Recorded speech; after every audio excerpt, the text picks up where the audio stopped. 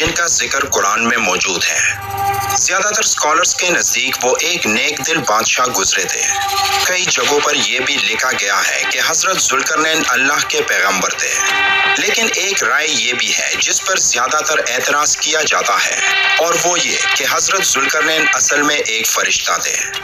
ایک دفعہ حضرت عمر رضی اللہ تعالیٰ عنہ نے ایک شخص کو یہ کہتے سنا کہ او ذوالقرنین، جس پر آپ رضی اللہ تعالیٰ عنہ نے ان کو غصے میں فرمایا کہ پیغمبروں کے ناموں پر اپنے نام رکھنا تم لوگوں کے لیے کافی نہیں، جو اب ایک دوسرے کو فرشتوں کے ناموں سے پکار رہے ہو۔ حضرت ذوالقرنین اصل میں کون تھے؟ ایک بادشاہ، ایک فرشتہ یا ایک پیغمبر؟ یاجوج ماجوج کے علاقے میں وہ کیسے پہنچے تھے؟ کیا یاجوج ماجوج اسی دنیا میں ہے یا کسی اور سیارے میں؟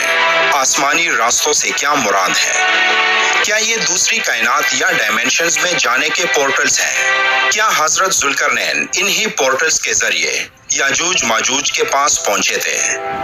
اور حضرت کعب بن الاحبار نے یہ کیوں کہا تھا کہ حضرت ذوالقرنین نے اپنا گھوڑا ایک ستارے سے باندھا تھا؟ You've got the best deals on delicious food. Order now. اگر آپ ان تمام باتوں کو جاننے کے لیے تیار ہیں تو چلے شروع کرتے ہیں۔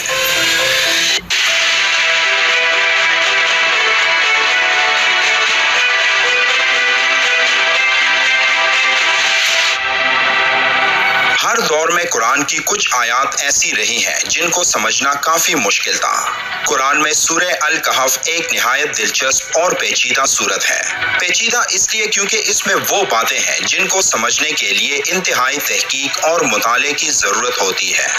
قرآن میں حضرت ذوالقرنین کا ذکر حضرت موسیٰ علیہ السلام اور حضرت خضر علیہ السلام کے قصے کے بعد سورہ کہف میں آتا ہے۔ کچھ لوگوں کا خیال ہے کہ ذوالقرنین وہی الیگزینڈر دی گریٹ تھا جو حضرت عیسیٰ علیہ السلام کے زمانے میں تھا اور جس نے ارسطو کی شاگردی کی تھی، لیکن ابن کثیر کے مطابق حضرت ذوالقرنین حضرت ابراہیم علیہ السلام کے زمانے میں تھا اور حضرت خضر علیہ السلام ان کے وزیر تھے۔ سورہ کہف میں جو باتیں بتائی گئی ہیں ان کو پڑھ کر کئی لوگ اسے سائنس اور لاجک سے ہٹ کر مانتے ہیں، لیکن یہ وہی لوگ ہیں جو ایونجرز میں تھور اور ڈاکٹر اسٹرینج کو کسی پورٹل کے ذریعے کسی اور دنیا میں جانے کو ایک حقیقت سمجھتے ہیں اور کہتے ہیں کہ سائنس میں ایسا ممکن ہے۔ لیکن سورہ کہف میں جب انہی باتوں کا ذکر آتا ہے تو یہ لوگ فوراً اس سے انکاری ہو جاتے ہیں۔ حضرت ذوالقرنین کا جو قصہ قرآن میں بیان ہوا ہے، آج اسے اس ویڈیو میں سائنس کی روشنی میں ایکسپلین کرنے کی کوشش کروں گا، جس کے لیے میں نے ایک ترکش تھیولوجسٹ اسکندر طور کی کتاب Zulqarnain The Man Whose Space Travel is Narrated in the Quran سے مدد لی ہے۔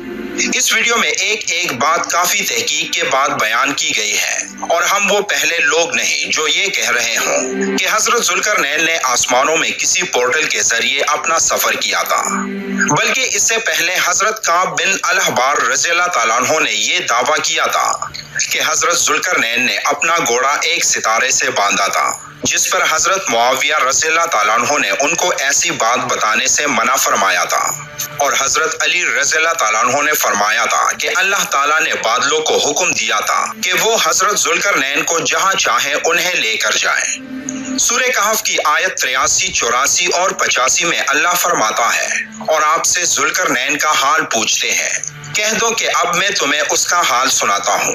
بے شک ہم نے اسے زمین میں حکمرانی دی تھی، اور ہم نے اسے ہر چیز سمجھنے کے لیے ایک راستہ یا طریقہ دیا، تو وہ ایک راستے پر روانہ ہوا۔ ان آیات میں لفظ سبب آیا ہے۔ ایک عربی ڈکشنری تاج العروض کے مطابق سبب کا مطلب وہ رسی ہے جس کے ذریعے کھجور کے درخت پر چڑھا جاتا ہو۔ حضرت زید بن اسلم کے مطابق اس سے مراد کسی بہت اونچے مقام پر پہنچنا کے ہیں۔ قرآن میں اس لفظ کی تشریح انہوں نے یہ کی کہ اس سے مراد آسمانوں میں جانے کا راستہ ہے۔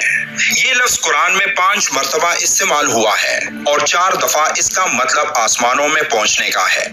قرآن میں اس لفظ کے معنی کو دیکھ کر یہی کہا جا سکتا ہے کہ حضرت ذوالقرنین ایک راستے سے آسمانوں میں گئے۔ آپ کی اسکرین پر نظر آنے والی یہ تصویر ملکی وے کو جدید سائنسی ڈیٹا کے مطابق دکھاتا ہے، جسے جدید ترین ٹیلیسکوپ کی مدد سے تیار کیا گیا ہے۔ اب سورہ کہف کی آیت نمبر 86 پر غور کریں۔ یہاں تک کہ جب سورج کے غروب ہونے کی جگہ پہنچا تو اسے ایسا پایا کہ جیسے وہ کیچڑ کی طرح سیاہ رنگ پانی کے گرم چشمے میں ڈوب رہا ہو۔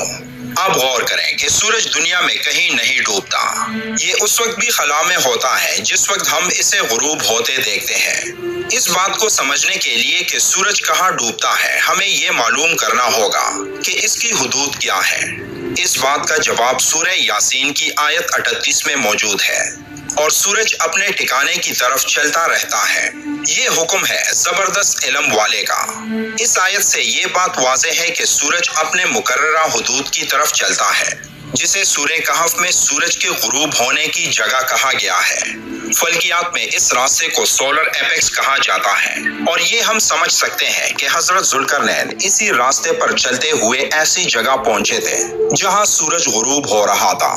وہاں انہوں نے سورج کو کیچڑ کی طرح سیاہ رنگ پانی کے گرم چشمے میں ڈوبتے ہوئے دیکھا۔ یہاں اس سیاہ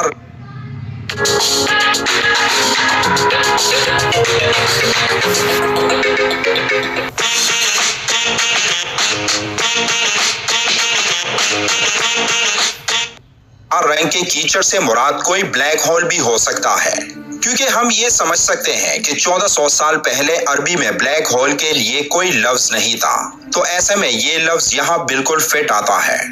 اس آیت میں جس بلیک ہول کا ذکر ہے وہ اسی سپر میسو بلیک ہول سے ملتا ہے جو ہماری ملکی وے کہکشاں کے بیچ میں موجود ہے۔ پھر آگے ذکر ہے اور وہاں ایک قوم ملی تو ہم نے فرمایا اے ذوالقرنین، یا تو انہیں عذاب دے یا ان کے ساتھ بلائی اختیار کرے۔ یہاں لفظ عذاب آیا ہے تو اللہ حضرت ذوالقرنین کو ان لوگوں کو عذاب دینے کا کیوں کہے گا؟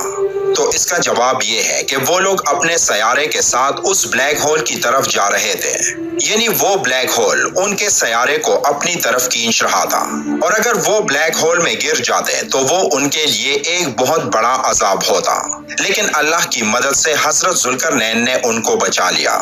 اس کے بعد آیت 89، 90 اور 91 میں ذکر ہے، پھر وہ ایک راستے پر چلا یہاں کہ جب سورج نکلنے کی جگہ پہنچا اسے ایسی قوم پر نکلتے پایا جن کے لیے ہم نے سورج سے کوئی آڑ نہیں رکھی۔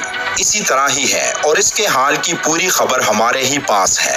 یہ آیات حضرت ذوالقرنین کے دوسرے سفر کے بارے میں ہے، جہاں وہ اپنے پہلے سفر کے مخالف سمت میں گیا تھا، جہاں ایک قوم سورج یعنی ایک ستارے کی ریڈیئیشن سے جلس رہی تھی، کیونکہ ان کے اوپر کوئی ایٹماسفیئر نہیں تھا۔ ایک ایٹماسفیئر ہمیں سورج کی خطرناک ریڈیئیشن سے محفوظ رکھتی ہے، لیکن حضرت ذوالقرنین اس سیارے پر پہنچے جو ابھی نئی بنی تھی اور جس کا اس وقت کوئی ایٹماسفیئر موجود نہیں تھا، یعنی یہ ہماری کہکشاں میں موجود وہ جگہ تھی جہاں ستارے بنتے ہیں، اور یہ ایک ایسا سیارہ تھا جہاں کبھی رات نہیں ہوتی۔